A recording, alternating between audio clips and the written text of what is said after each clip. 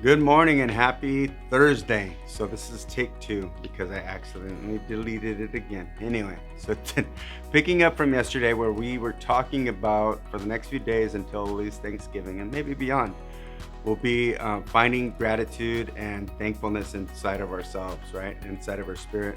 And one of the things I was thankful for in this path is like listening to these different stories and stuff like that. So one of the stories that I had heard, and it relates to value, is someone asked this person. He goes, "How much do you think you're worth?" Right? And he right away they went to money, and he's like, "Well, in my bank account, I got X number." And he goes, "Okay, cool."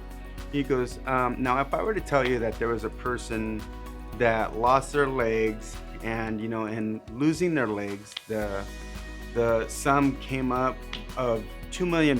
He goes, "Well, you got two legs. Would you trade your two legs for that person?" And he gives you the $2 million.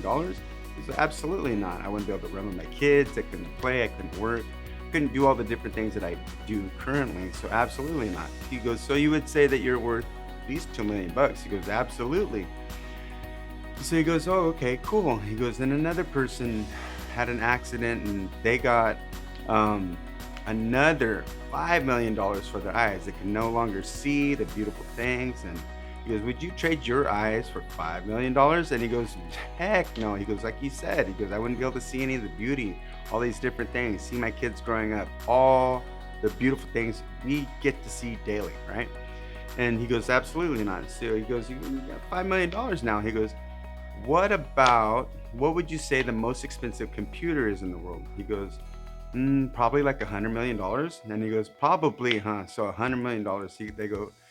He goes, "You know that your brain does way more than any of the fanciest computers, and that you have free will to use your brain and to do these different things." He goes, "Oh wow." He goes, "So now you got $100 million, $5 million, and $2 million, so $107 million." He goes, "That's a lot of money." He goes, "Absolutely." He goes, "Okay, so what's the most expensive car do you think is out there?" He goes, "Well," um, he mentioned a car, and he goes, "It's probably like $3 million, $5 million, something like that." He goes, "Let's say $5 million, right? But yet you're worth a hundred and whatever $1 million, $107 million over here. So $5 million, you got this fancy car. You pick up your buddy, and on the way to Fresno, he's just nitpicking your car. Ooh, it's this color, it's that color, it's this, it's that.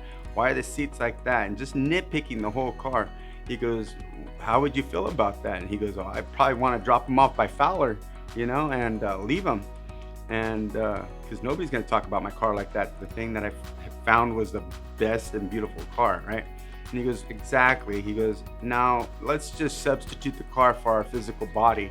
He goes, "We allow other people to tear us down daily. And the worst one of them all, the biggest offender, is yourself."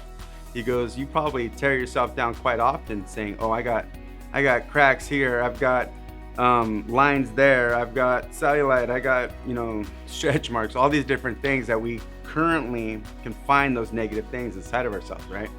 He goes, "Oh man." He goes, "Why are we doing that?" So he kind of like connected all these different dots and made me think.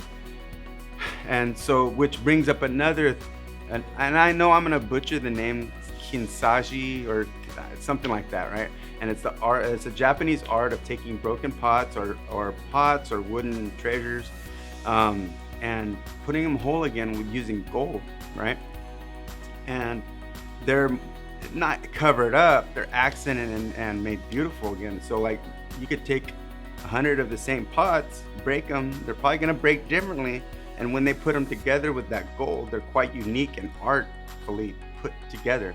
Kind of like the way that we're broken, God puts us back together, and just like not to cover up those cracks, admit that we have these cracks or these broken pieces, and that God put us back together the way He wanted to put us back together, right? And so, just looking at that, I always had a hole, and it just I tried drinking, tried to fill that hole, tried these different things to fill that hole. And my uncle said, nothing will fill that hole, because it's a God-shaped hole that you have. He goes, he was connected with me there and saying that it's what he calls a hole in the soul, right? And my connection to God is detrimental to. It's so important to the spiritual path that I'm on. It's not just the spiritual growth; it's the mental, the physical, and every other part of this growth. And so, looking at the story, how can you connect your self-worth, right? Why are we saying worse things about ourselves than anybody else? I think I've said the worst things to myself worse than anybody else has ever said stuff to me, right? And so, looking inside of ourselves, what's the characteristics we're building? We are enough, all these different things that we've heard throughout the few weeks that I've been doing this. And what do you connect with? And I would like to know what's your worth today, and it didn't come for free. It had costs. There's life lessons that we've learned that broke us, that made us who we are. But again, with that connection with God and the gold being replaced, anyway, see the value inside yourself. Think better of yourself than you did today, and that's what I hopefully you're connecting with here, right? And anyway, so I'm still Jesse the Barber, and I look forward to you seeing me tomorrow. Have a blessed day. Thanks.